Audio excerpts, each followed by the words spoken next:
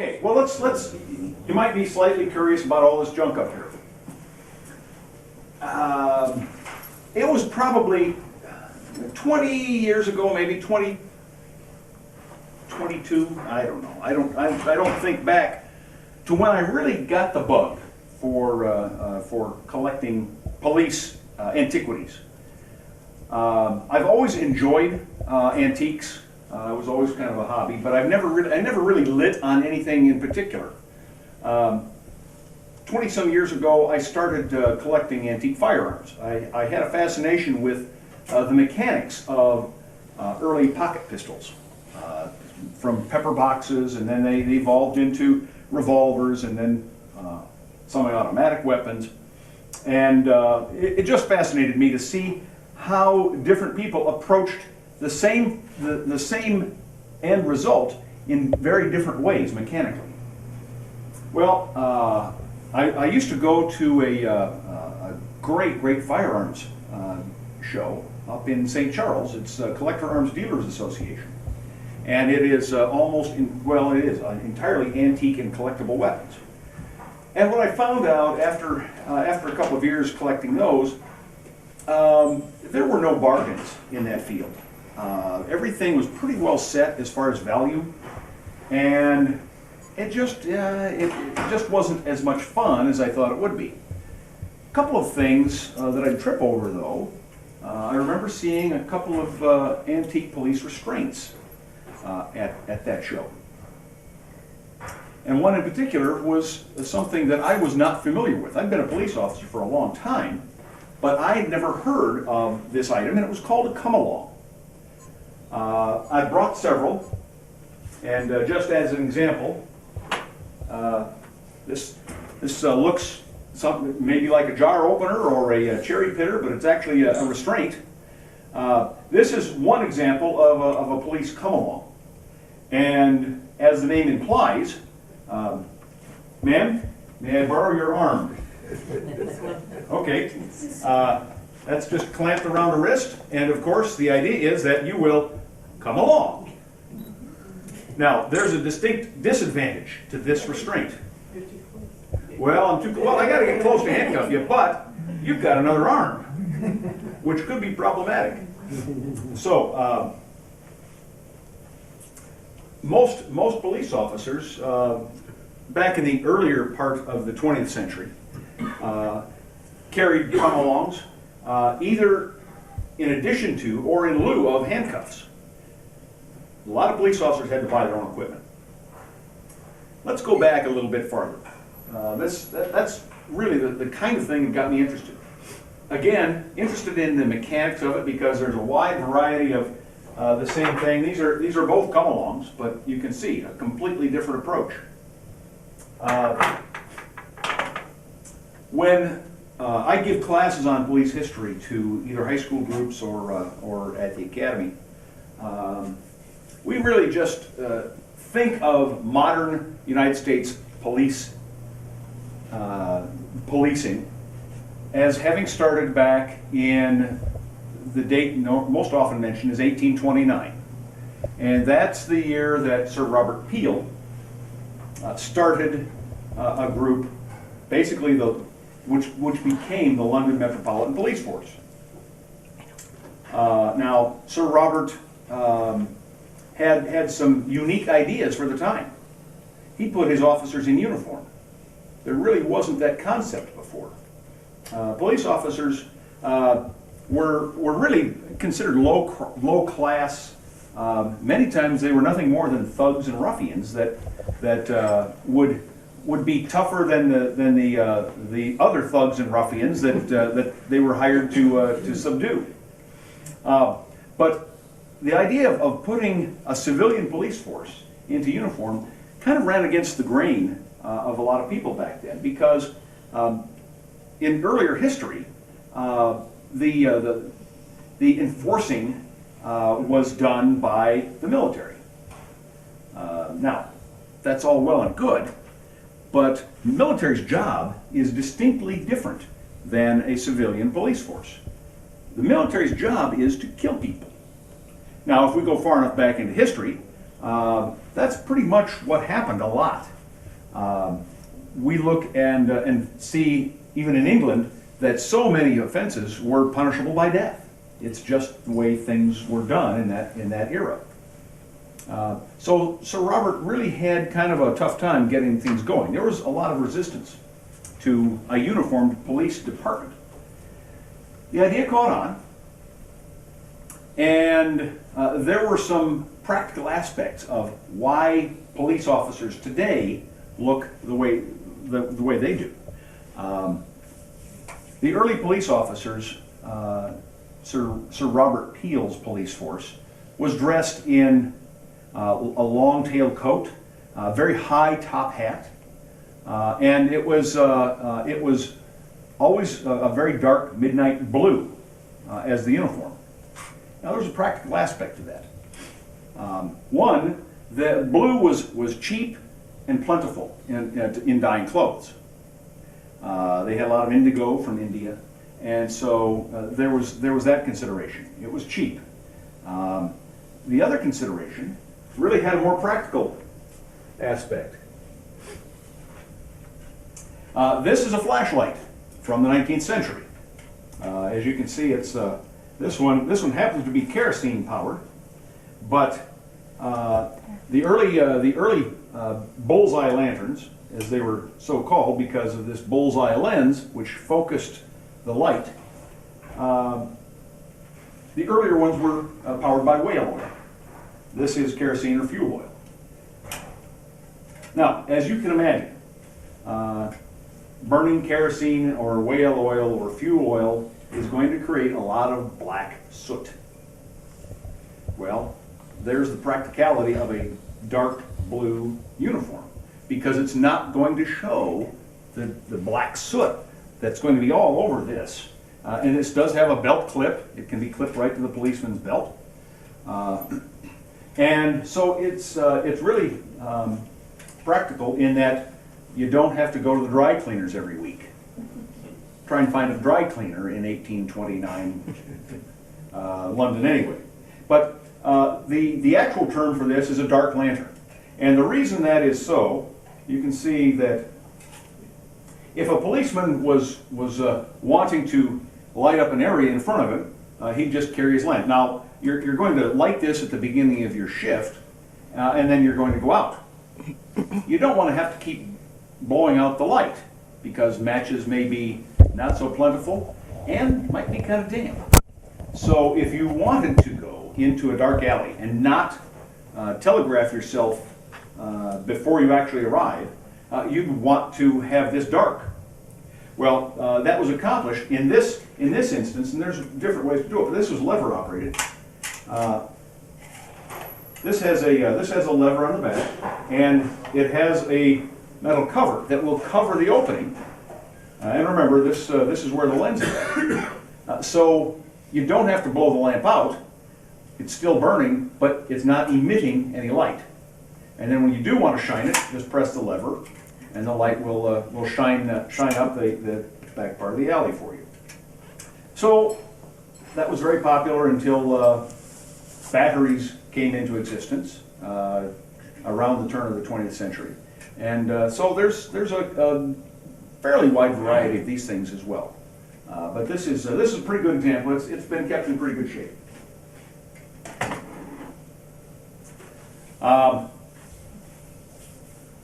If you were walking around the streets of London, or New York City for that matter, because we imported the idea of police work much the same as Great Britain used it. A lot of folks came over from that area and fell into police work. There's a problem though. If you were patrolling the streets of New York City, you may very well run into a situation where you need backup. Well, today, our officers just grab their Motorola radios and call for backup. That's problematic when radio hasn't been invented yet. Neither has the whistle, as a matter of fact. So there has to be some way to raise the alarm, to call somebody and get the help you need. Well, this is a little larger than the pocket models, but this is a police rattle, and it emits kind of a unique sound, in so much as if I needed that backup, I would have typically a greatcoat on, a large woolen coat that I'd wear as part of my uniform. And in the smaller version, in fact, I found several British models that have a folding handle, so it's very compact. But that would be kept in a breast pocket of the greatcoat. If I needed help, I'd whip it out and call for help. A distinctive sound. Now, there could be a problem. And I'm not going chronologically, but I'm trying to tie all these things together. Very common for police officers to have up until the invention of the whistle. Now, when you call for help, you hope that your backup isn't carrying this nightstick or baton, because you might have a little problem if he shows up to help you out. This is an example, and this is a little later than the 1870s that Rattle might come from. But you'll notice there's a seam at the end here. Now, if this particular police officer, if it was toward the end of the shift, you may not want him to show up, because actually this contained just a little liquid libation, just to keep him going through those cold winter nights.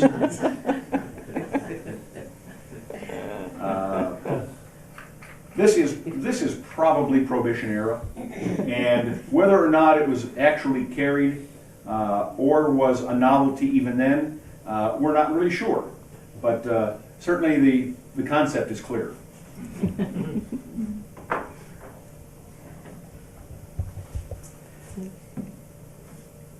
I'm fascinated, as I say, with mechanical development, and everybody's got a better idea, and that's the way we learn how to make the tools of our trade better. I love multi-purpose tools, just like, remember when the Leatherman multi-purpose came out? You got the pliers or the Swiss Army knives, and those are really cool. Well, the same thing can apply to police equipment. This is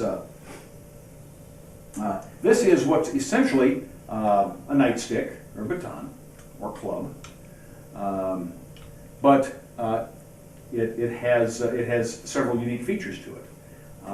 This was designed and never popularized, but this was designed in the era. Actually, there's a transition era between the rattle and the whistle. This did contain its own Motorola radio to communicate, and you can see that this handle is also a rattle. Now, I'm not sure why the inventor created this, but again, this was in the transition time when the whistle had been invented, so if that didn't work, he could also call for help. So this was kind of a triple threat, and not many of these have survived. But that's probably not the most formidable weapon that I brought. And I'm not even talking about the Thompson. I'll show you another stick here in a minute, but just a word on I use the vernacular. It's a stick to me.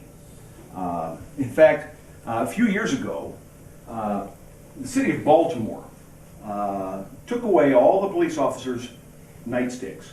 Now there are distinct differences between the types of secondary defensive weapons that I brought. For instance, you've seen the nightstick.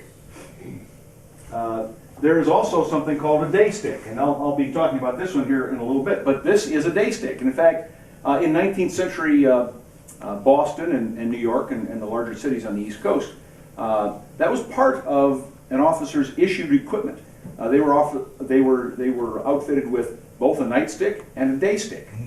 And as the name implies, one was to be worn with the uniform at night, and it had the extra length, presumably because you needed that extra level of defense at night. A day stick was a few inches short. But these were These are just some examples of what officers carry. And I've brought a variety of these. These are typically referred to as blackjacks. And it's not an uncommon term. In fact, back when I started on the police force, you could still have a special pocket sewn into your uniform trousers that ran along the side seam of the trousers, and it was just a narrow, deep pocket. And it was designed to carry the officer's blackjack, or sap.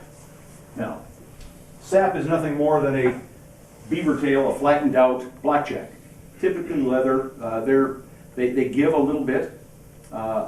And here's the way things have changed. First of all, I'm not aware of police departments that authorize carrying of any of these weapons. And remember, these are meant to be defensive in nature. I also have in my collection a number of publications of badge catalogs, police equipment catalogs, back from, I think the earliest I've got is in the 20s, back through the 1940s. But there's an ad in there, and it shows you how not only the industry has changed, but how the mindset of our society has changed. The ad was for one of these defensive weapons, and there's almost an infinite variety. These are just a few. I've got a case in my office that has probably another dozen or 15 examples, and they're all different. But in the ad, in this catalog, it describes the usefulness of one particular model of blackjack. And it's talking about how a gun is so important to the police officer, but his blackjack, or his billy, I think they refer to it, is his first line of defense. And it talks about how it was just a quick flick of the wrist and a tap on the head or wrist can take the fight out of the toughest guys. And the next line that I love, and the reason I hark to that ad all the time, it shows how our societies have changed. Because the next line in that ad says, you can even do it with a smile. Can't say that today. So, Dave, how's that used? well, it's just like any other impact weapon. Typically, it would be the wrist strap would be kept that way, and this is just in the officer's pocket. And this is, in fact, I'll send this around. This is it's leather. It does flex, and I'll ask that you not really flex it because it's leather.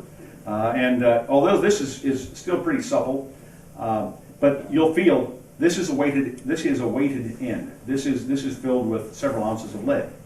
So we'll just get that started. And I'm watching you. Just don't get even with anything over here. I know. Okay. Well, how did he get his name, Blackjack? That's a good question that I don't know the answer to. I could have made something up about blackjack Pershing, but We'll accept that. okay.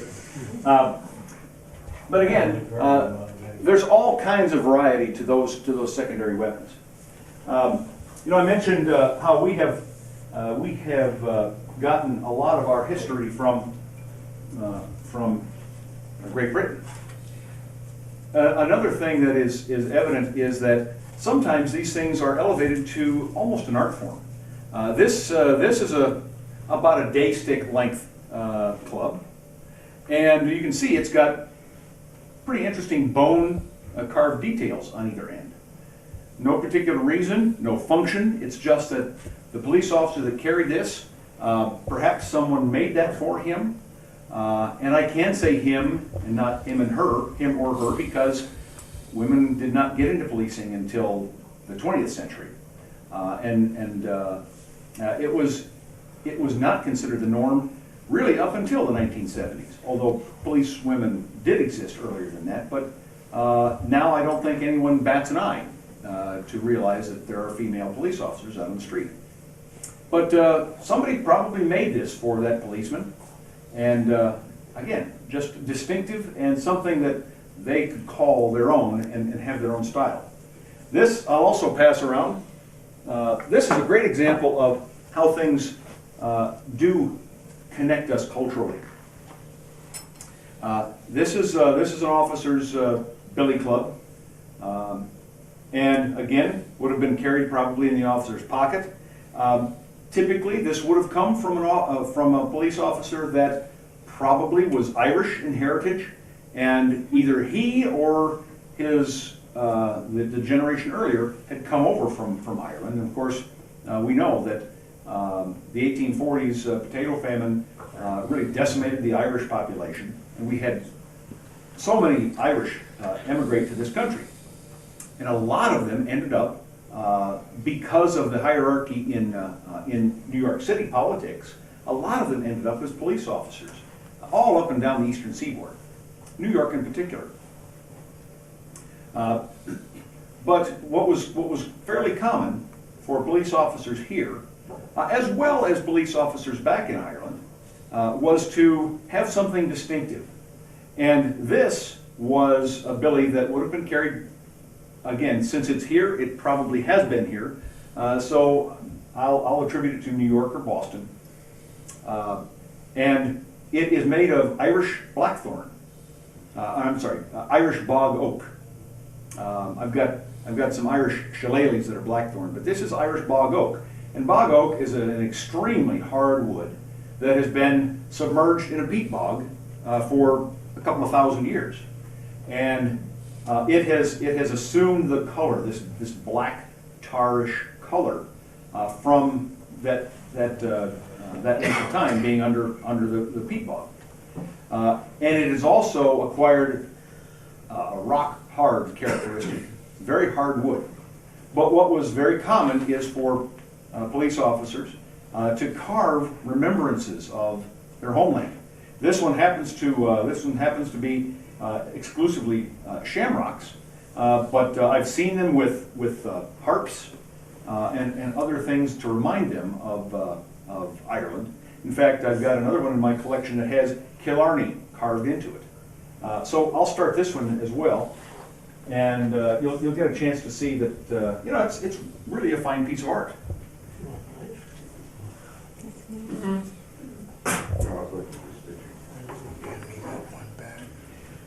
Now this is the day stick that I referred to a few minutes ago.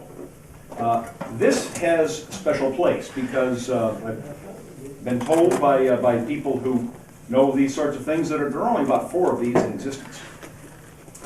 But this shows that even though our business has changed over the course of time, a lot of aspects of it really haven't. Because one of the concerns that is just as prevalent today was prevalent in 1857 when this was the patent was applied for in 1857 for this particular stick. This was an officer's defensive weapon, probably primary. It was probably unlikely that that officer would have had a firearm. So you can imagine a New York City policeman walking up and down the streets of New York, and if you can see these 2 eyelets here, the wrist lanyard would have been attached to those 2 eyelets, and he would have had that around his wrist, and he would have approached a thug, a ruffian. Would you please be a thug or ruffian? And I don't know what you've done, but it's time for you to move along. So, the ruffian might take offense to that, and exactly right. And you're going to want to take that away from me because you don't like me and because you're drunk. So, the natural instinct would be for the bad guy to pull that away from the police officer. Okay, let go. Please. No, I mean really. Good job. Now, I can't really demonstrate this on her, but here's what this was designed to do. And I will hold this very deftly because you'll see it's important here in a second. The action of trying to take this away from the police officer invokes the action of these eyelets being pulled back by the wrist strap, and there are I forget 14 or 17 very sharp little puppy teeth that protrude Oh, thank goodness. from the shank. Yeah. And We're glad you. I don't guarantee anything 100%, but I guarantee 100% that the bad guy's going to let go. It would literally rip his hand to shreds. The reason this was not popular, the reason that there are so few of them, is that when word got out that this was being developed, there was a great hue and cry about police brutality. And even though you can see that this is only comes into play when somebody is trying to take the officer's defense away, still it was never able to be patented, and I guess I'm the benefactor of that because I got one. If you have any questions yet, feel free to sing them out. If you have any questions about anything, except you, I really don't care for you. But no, go ahead. Where do you get some of this stuff? Like that one that you just had, did you purchase it? Or? Yes, that's great, and anybody that enjoys antiques understands that the hunt is half the fun. If you're passionate about collecting anything, you're always looking for one thing that you don't have yet. And so I've done a variety of things. I love antique flea markets. I love antique shows. As a matter of fact, there's an antique show this Friday, Saturday. Good board member. Okay. But I've placed ads in newspapers. Fortunately, I do know a lot of people, and I've had some very generous donations of people that know my enjoyment of this, and they've given me a few items. There's and I know this comes to no surprise. There's a whole national organization of us knuckleheads that collect this stuff. And so I do go to police collector shows a couple of times a year when I can. And I look for all of this stuff, plus badges. Now this badge case, those are all Porter County badges. So you'll see there's quite a variety that's been designed over the years. But I will find things locally that may come from states far away. In fact, the last CADA show that I went to, the Collector Arms Dealers Association, I bought several California badges. So that's another part of the fascination, is how this stuff gets around. And I was talking to somebody before the evening started about this, and everything here has a story, and I just don't know most of them.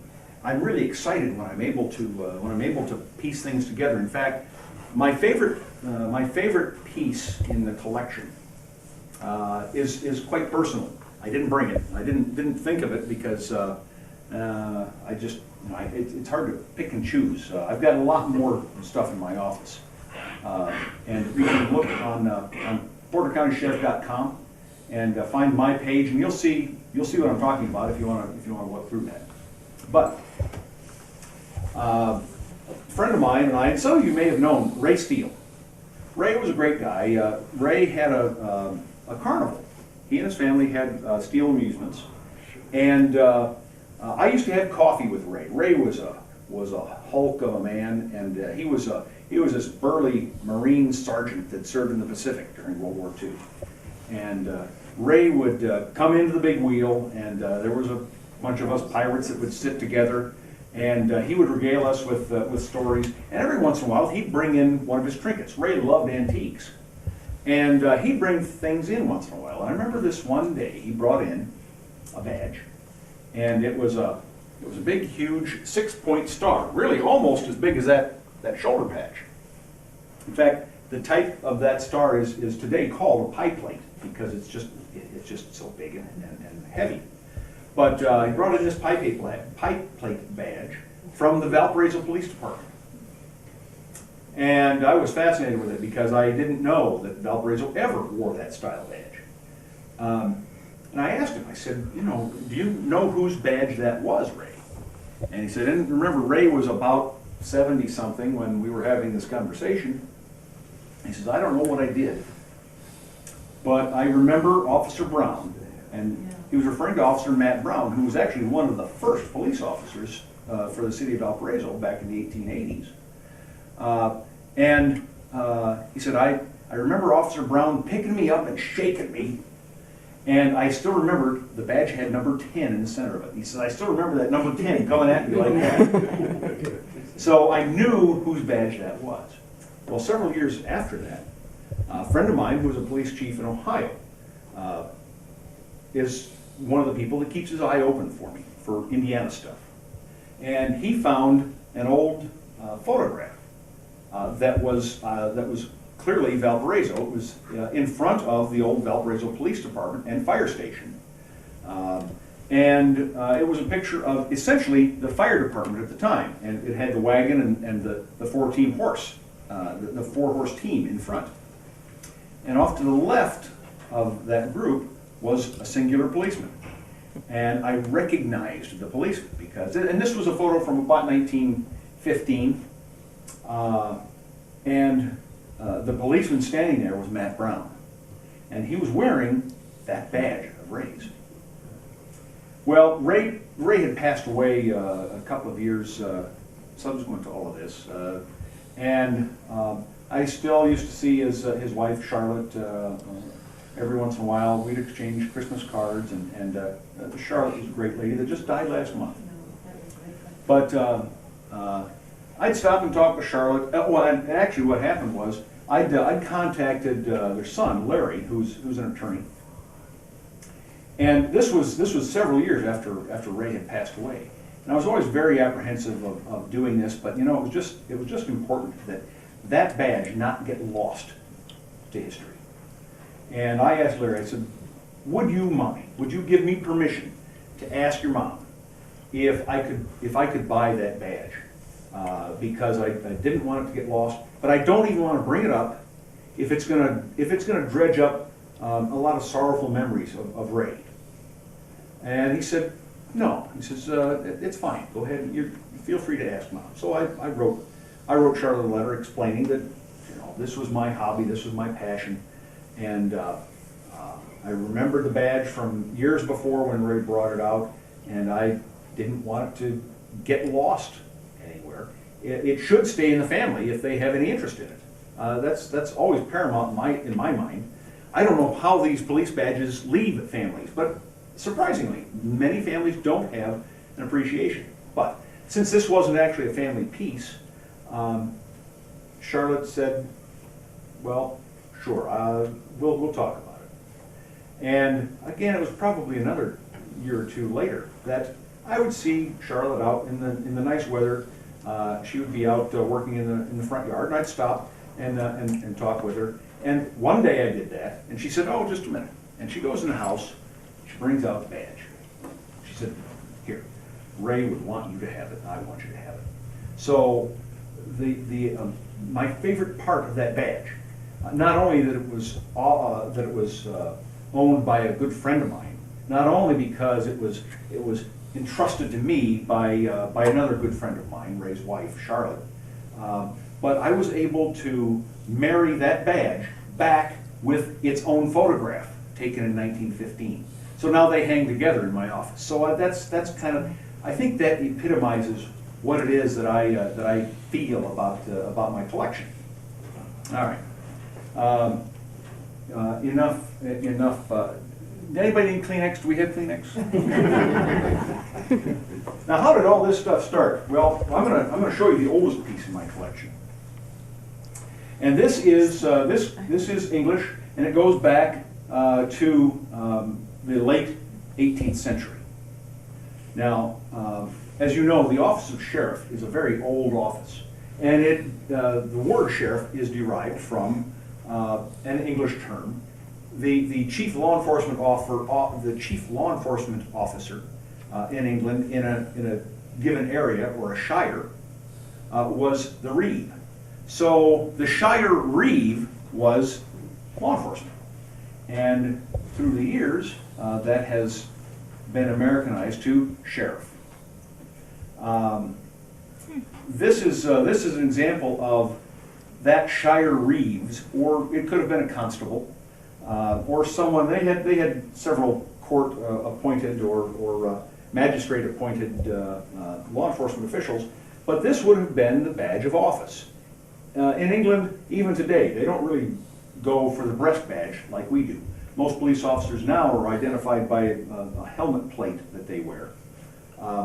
But in 18th century England, this would have been the identifier to show everyone this guy carried the authority of the crown, because it's got the crown.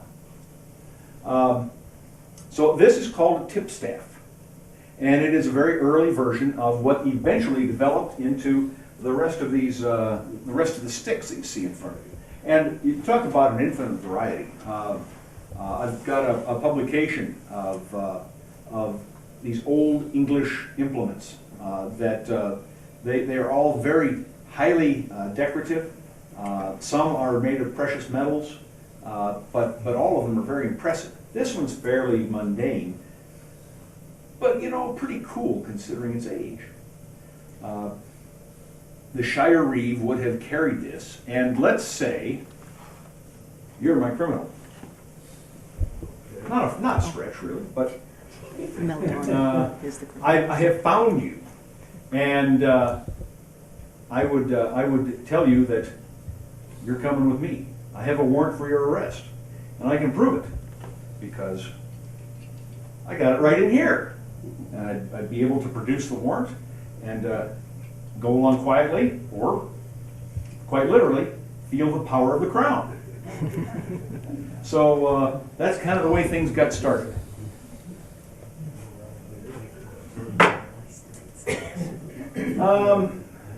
Let's see, what else do we want to talk about? How about, you know, I showed you some of the come-alongs, and this actually was, this one that I held up, again, not very popular, didn't gain a lot of favor with police officers. It was just a little clumsy, I think. But this is called the French policeman's hook. Now, S.A. French was a large police supply company out of New York, and they also had developed some things that they sold under their title. But again, it's just the same principle. The officer would put that around the wrist, and that would allow the officer to haul the bad guy off to jail. And the reason that this was semi-effective is the officer, remember, had the advantage of leverage. So if I were to struggle, he's got the T-handle and could really crank down, and it doesn't take a whole lot of pressure to hurt a heck of a lot. So that was the advantage to that. In fact, a good friend of mine, Bill Black, is the retired assistant chief from Valparaiso Police Department. Bill was one of those guys that was very kind and donated some of his own artifacts that he used to carry. And one of the things that he gave me was his come-along. And very similar to this. This is the most common type of come-along that you'll run into. This predates most because it's two identical handles. Most of them were made that this one handle was slotted and the other handle would kind of slip into that slot and be even more secure. But very simple premise. Give me your arm. Just a half twist and come along. Now, Bill was telling me, he said, I'm not proud of it, and this shows how our mindset has changed in our industry. He said, I remember using that. I had to fight this guy on Franklin Street, and I got him down, and I got the come-along on him, and I cranked down, and I literally drug him to the Border County Jail, which is in the old jail museum now. And he said, I remember he showed up for court a couple of days later, and he still had the chain tattoo on his wrist. A lot of damage could be done. And it wasn't anything that he was proud of, but he wasn't apologetic either, because it was the way things were done. You had to get, we hopefully get better at our craft with each new generation of police officer that comes along. So in the 1950s, that's the way you had to take some guys to jail. You just drag them down the street. But again, these really did not get any use well, I remember seeing, the latest I can remember seeing any reference to these at all was actually an Elvis Presley movie. I don't remember which one it was, but I believe it was 1959. And I remember looking at, there was a policeman in the movie, and on the policeman's belt was one of these chain come-alongs. So that's about the end of that era. So that's just one type of restraint. You talk about creativity in restraints, and we can continue that into handcuffs. Oh, one more thing. This is really neither fish nor fowl. This is from the mid-1930s. There were only a few thousand of these made. Again, not very popular. But this is called the Gale finger cuff. And kind of a dual threat, because if you weren't using it as a restraint, you could use it as a set of knuckles to add impact to your punch. But its main purpose was to act as a come-along. And the officer would merely put this over a bad guy's finger, cinch it down, and come along. Well, as you can well imagine, if there was any kind of a struggle, what's the first thing that's going to happen? You're going to get a broken finger. So, once again, they didn't last long. But it was somebody else's good idea. Very compact, very handy to carry, but the practical aspect of it, not really too wise.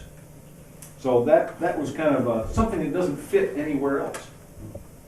But when we start talking about handcuffs, I just picked these up from a couple, and these are not particularly unique. They are called a Darby style handcuff. Now it derives from Darby in Ireland, or is it England? I don't remember. I've never been there. I believe it's Ireland. But these are not adjustable. And remember that handcuffs were non-adjustable up until the early part of the 20th century. One size fits all. Not really. That was part of the problem. Actually, there are this style of cuffs in about 3 or 4 different sizes. It's impractical to think that a police officer is going to carry all those. So it was kind of pot luck for what you actually had on you at the time. But it's a simple mechanism. These just clamped on the wrist and snap shut.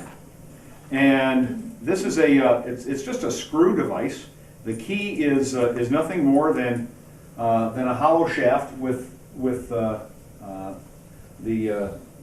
female side of the screw, and it screws into a spring-loaded device that actually is driven forward and engages a small hole in that part of the cuff to keep it locked. So these were very popular, used in Great Britain. I've even seen some examples. They were still using Darby-style cuffs even as late as World War II.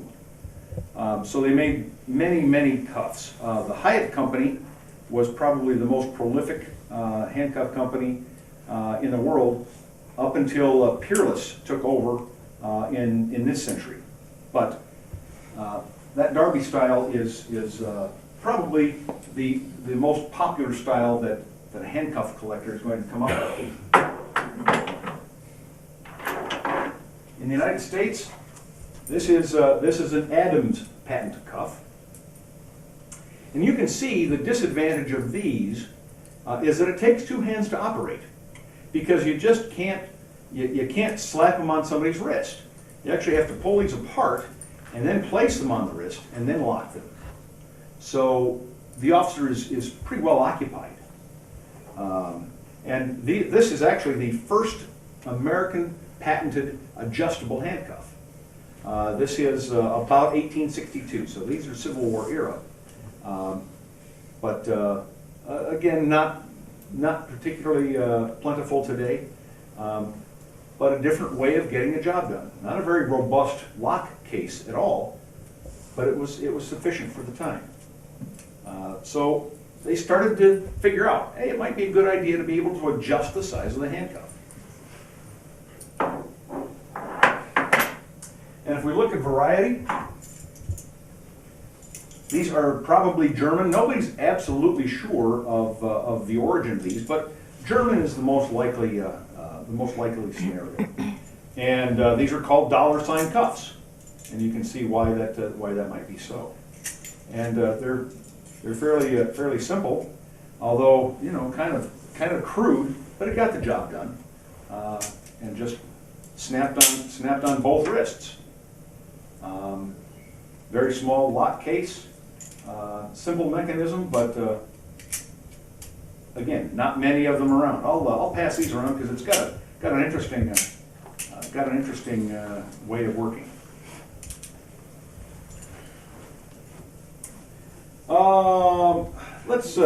Let's talk about Tommy, because I know that's probably something that everybody would like to hear about. In 2000, I had been appointed chief. Well, actually, in 1999, I was appointed chief of the sheriff's department by the then sheriff, Dave Reynolds. Now, first thing I'm going to do, as a former firearms instructor, I can't do this to everyone, but I do want you to confirm that there are no rounds in that gun at all. You see that there's no bullet in there whatsoever. Okay. And similarly, no bullets in the magazine. Okay. I have confirmation of that. Anybody want to argue? Remember, I got cuffs up here. Okay. This is the way we got this thing back. I was up at the front desk in 2000, and the phone rang. There was a guy from California, and he said, "I know where your Thompson's at." My reaction was, "What Thompson?" Nobody I knew ever knew that we had a Thompson submachine gun. Well, this guy was an expert on model 1921 Thompson submachine guns. His name is Gordon Hergstad. And you may, if you watch the History Channel, you may have seen Gordon do some of their firearms presentations when they're talking about Thompsons. He has literally written the book on Thompson. Now it probably looks a little more familiar. Gordon went on to say, well, about 6 years ago, I'd contacted somebody at your department. Of course, it wasn't my department at the time. And told him I thought I knew where your gun was. Point that thing out. Oh. Yeah, thank you. Laura knows me too well. Thanks, Laura. Not my way either. No, you're out of the line of fire. That's why we went through the firearms discipline and checking. But he said I contacted somebody in the sheriff's department, and I sent him a bunch of information and documentation and even my book, and I never heard anything back. Well, I actually knew who he talked to, but I said, well, you're talking to the right guy now, because I'm very interested, and we'll follow through. Can you send me anything this time? And Gordon was terrific. He said, yeah. And long story short, what happened was he had been researching every serial number of the model 1921 Thompson, and they only manufactured about 15,000 of them. So it's quite a volume. But every time he came up on a weapon that he could identify the serial number to, he would put it in his book and tell the story, where it had been, who purchased it, all of the available information. Well, he was researching this one and was actually in Washington, D.C. in the FBI National Headquarters. He'd gone through the archives and found a lot of documentation in J. Edgar Hoover's handwriting, in Melvin Purvis's, memos from Melvin Purvis, and all of the people that we know today as historical figures, talking about this particular weapon. He said, your gun, and he says, I've got the provenance, but your gun is sitting in the FBI National Headquarters in their firearms display. Well, he had my interest. So Gordon sent me the information. I was able to find some additional information at the Valparaiso Library in some old newspaper articles that indeed we did have a Thompson. And here's what happened. Neil Fry was the sheriff in 1934. And Sheriff Fry knew that Lake County was holding John Dillinger. And he had decided, you know what, they need our Thompson more than we do right now. So he drove the Thompson over to Crown Point and loaned them this gun. Well, unfortunately, when John Dillinger broke out, he saw this gun and one from Lake County laying in the warden's office. But you don't want to let a couple of good machine guns go to waste. So he decided to take both of them with him. Now, have you seen the often published and reproduced photograph? One copy of which we will have with that cartridge in the silent auction item Friday night. But John Dillinger is standing there with the wooden pistol and a Thompson in front of his dad's farmhouse, the family farmhouse down in Mooresville, Indiana. It was taken like 2 days after he escaped. We know he's holding our Thompson because it was documented that he left with them, with these two Thompsons.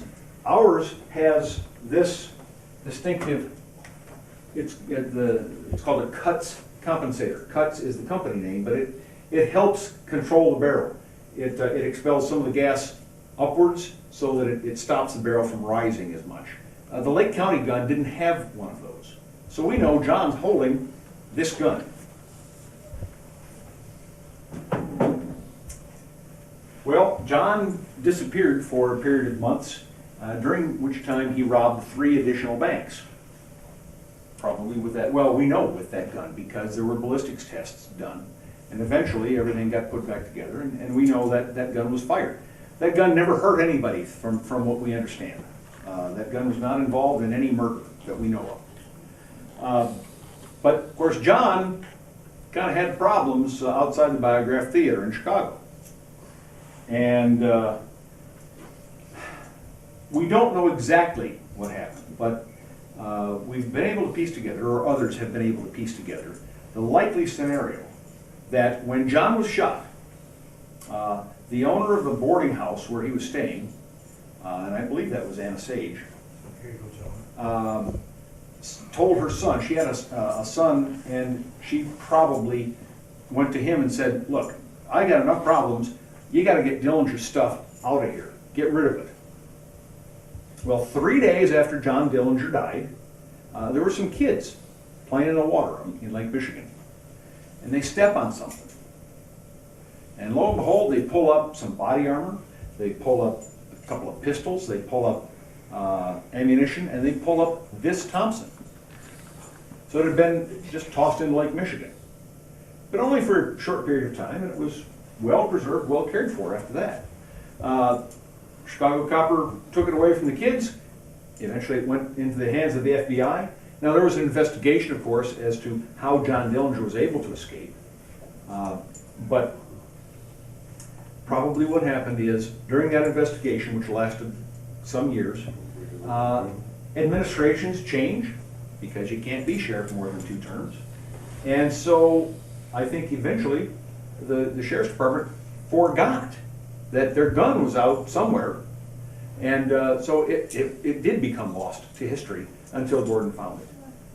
So what happened in 2001, I actually wrote to the director of the FBI, Louis Freeh, at the time. And I said, hey, Louis. Well, I didn't really say that, but you get the idea. Sounds good. Yeah. I said, Director Freeh, I said, wouldn't it look good for the FBI if you would allow us to get a piece of local history back to Northwest Indiana? I sent him all the documentation that we had found, proving that this was indeed our weapon. And Director Freeh agreed. He said, yeah, you know what? It's obvious, it is your gun, and we'll get it back to you. So we got it back actually on January 29th, 2001. And so it's back in our arsenal, and you're welcome to see it anytime. If you come into the lobby of the Sheriff's Department, we have it along with another large part of my collection inside the jail cell in the lobby. If any of you remember the old Court Restaurant downtown Belleville, there was an old jail cell, old scrap iron jail cell that they had a table set up in, and I remember eating in that several times. When the court was remodeled and sold, that jail cell didn't fit into the new decor. So Nick, who also owns Jimmy's over on Michigan Street, called and said, "Do you know anybody that would like this old jail cell?" Ha, well, isn't that obvious? So we have that jail cell reassembled in our lobby, and the Thompson, among other things, is locked into that jail cell. So it's available for public display for the foreseeable future, for as long as I remain sheriff, certainly. Yes, sir. Is the Thompson still fully auto? It's still fully auto. It's selective fire, so you can fire it single shot or fully. Replaced some of the more rare internal parts because there are some subtle differences to the internal bolt and some of the springs that would be very, very expensive to replace if they were broken. And we do want this to be a living part of our history. As we'll see, these cartridges bring a lot of money to a lot of good organizations. I know locally, I sold one at auction for caring about military personnel last Christmas, and that went for, I think, $475. Did Lake County refine their Thompson? Lake County Gordon did find theirs Did as they well. find it? Yep. Did And they they go have- in a dispute about who had what gun at one time when in the paper? No, no. It was pretty clear as to which gun was which. So yeah, we both got ours back. We have been more public about using it because Sheriff Dominguez, who's been sheriff since that was found, really had he had no interest in the firearms themselves, and he was actually under the mistaken impression originally that was the gun that shot Officer O'Malley in East Chicago, which is why John Dillinger was up on murder charges. But that obviously couldn't have been because... They never said they found her, that I could remember in the paper. I didn't know whether they'd found their Thompson or not. Yep. It wasn't as good a shape as ours, No. but they've got theirs back too. Yeah. Did Youngblood get the other gun then? Yep.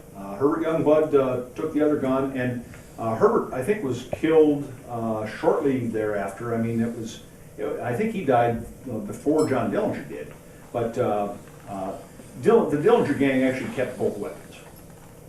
My dad had sold Life magazine as a kid the day that happened. Oh. And they said that when Youngblood, Dillinger gave him the gun right away, they were more scared of him because being black, he had shot a couple of white policemen, hadn't he?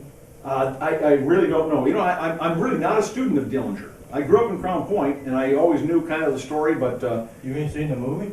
I had to say that, I'm That's sorry. okay. No, that's okay. But you know what? The answer is no, I haven't. Yes, I have. I haven't seen it, although I will tell you that a couple of my badges, I think one of my Lake County badges was used as a pattern for the police badges in the movie. Right. Because I was contacted by the movie company, and I did send them some scans of the correct era badges from Lake County. Yes? What size caliber? That's .45 automatic Colt pistol. And that's the distinction between a machine gun and a submachine gun. A submachine gun fires pistol ammunition. A machine gun fires rifle ammunition. So this is very controllable. It weighs 10 pounds empty. With a full 50-round drum magazine, as you see, it's almost 12 pounds. So What did with, the clips hold? I'm sorry? What did the clips hold? Well, they had a variety, but typically a 20-round or a 30-round straight clip.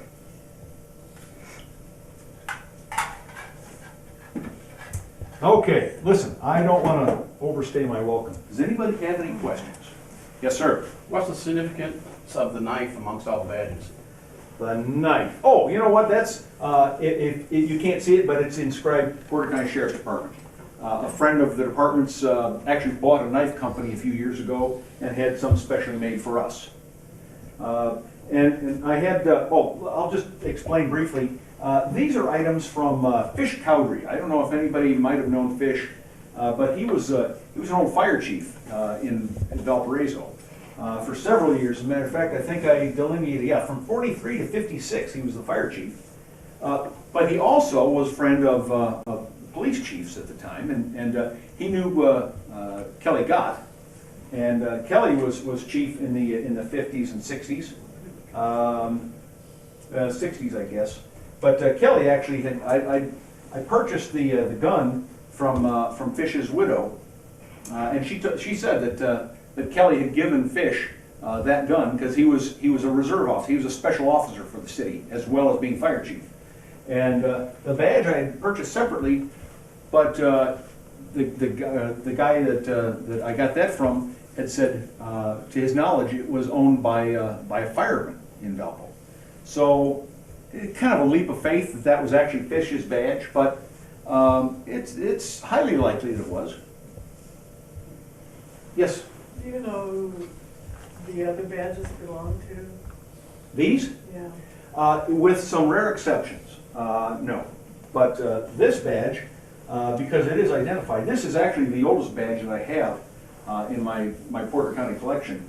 Charles Green, and this is his deputy sheriff badge. Now Charles was the Porter County sheriff in 1896, and his brother was a sheriff, either the next sheriff or two sheriffs ahead.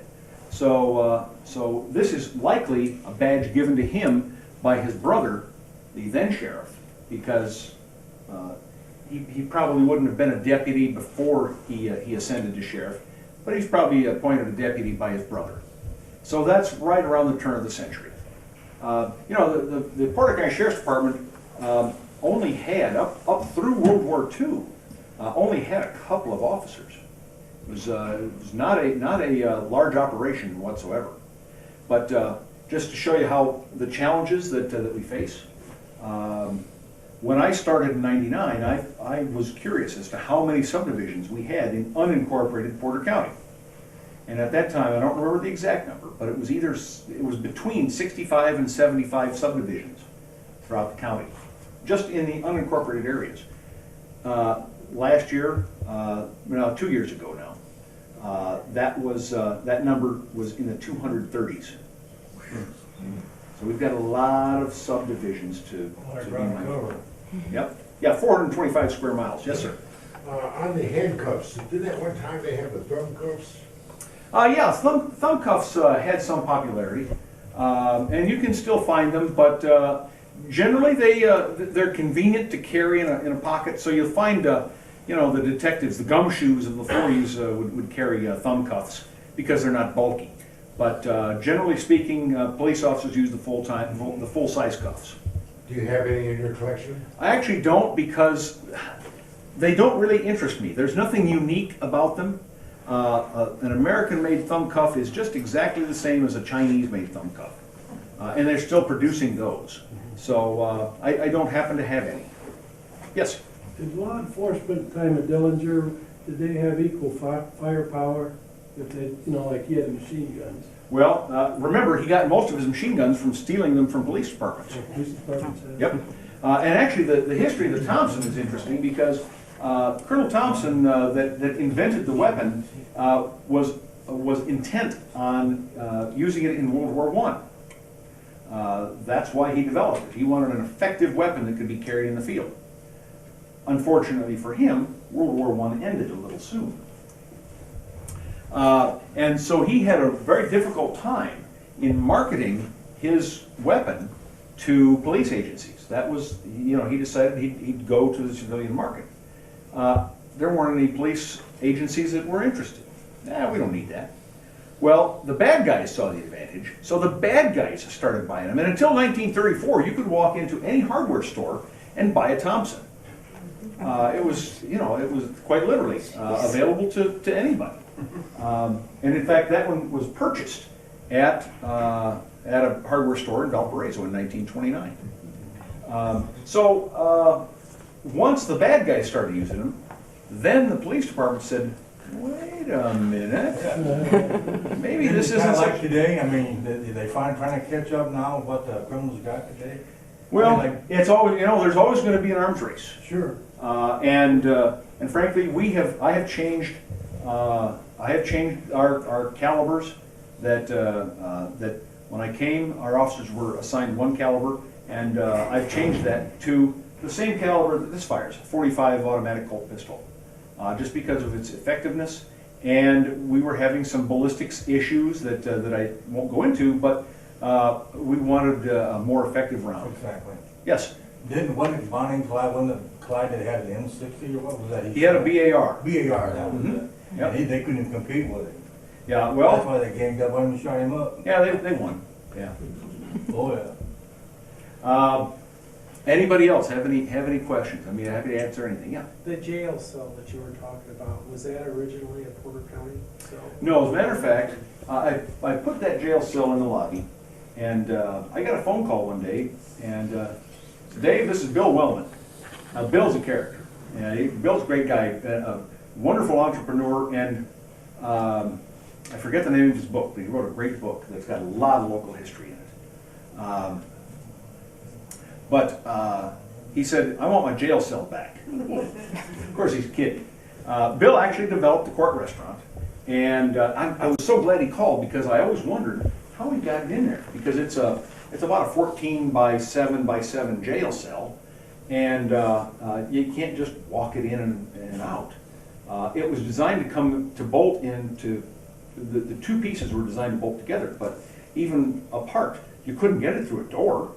We actually had to cut it apart into pieces to get it out of the building. And then it was reassembled where you see it now. But Bill said, when I put it in there, the facade of the building was off, because he was completely renovating it. So the whole front of the building was off, so he just walked in the front door, since there was no door. But he said, no, he said, I had a guy that used to buy a lot of antiques for me. He was out there looking for me. And he called me one day and said, hey, Bill, I found this old strap iron jail cell. It was down in central Illinois somewhere, in a scrap heap. So it's actually an Illinois jail cell. But Yeah. probably mid to, I'm gonna say 1870s vintage. Yes, ma'am. I'm still interested in the badges. Could Sure. you tell me where the bottom row, the actual 5-pointing star, that one? This one? Mhm. I can't tell you that. That is fairly recent. It is. See, in the early 1970s, the state of Indiana required all sheriff's departments to become uniform in their appearance. That's why anywhere you go in the state, we're all wearing brown and tan. Not identical, because there are some variations, but brown and tan is the uniform of Indiana sheriffs, and all sheriff's departments must wear 5-point stars. So this one is after that period, but before we have gone to the full colored seal, which was probably mid-70s when that came into being. Well, Awol Janssen was the deputy from here. Oh, I remember AWOL very well. That's the one he wore. Sure, On yep, his lapel. yep. Yeah, AWOL was and still is a legend. So, yep, we were just, I was talking to one of the old retired guys just not too long ago about AWOL. And again, I wish I knew more of the history of these pieces, but, I'm learning. This one, this is the Millennium Badge that we allowed our officers to wear in the year 2000. The rest of them date, as they say, from the turn of the 20th century until present day. This is the current style. Do they have the serial number on them? No, their badges are rarely identified. And again, they travel all over the country. I've purchased Indiana badges in Reno, Nevada.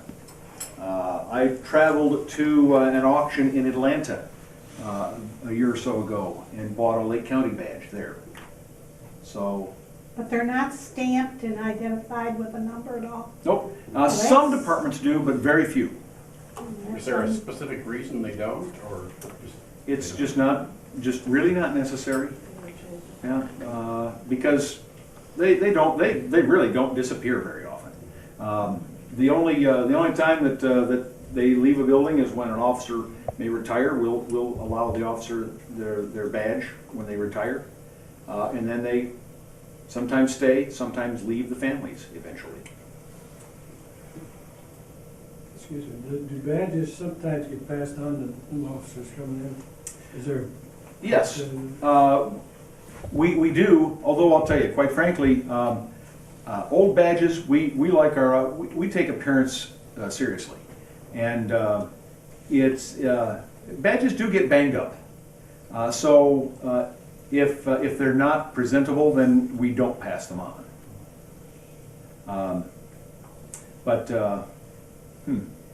Had a thought, I don't remember what it was, but you know how that is.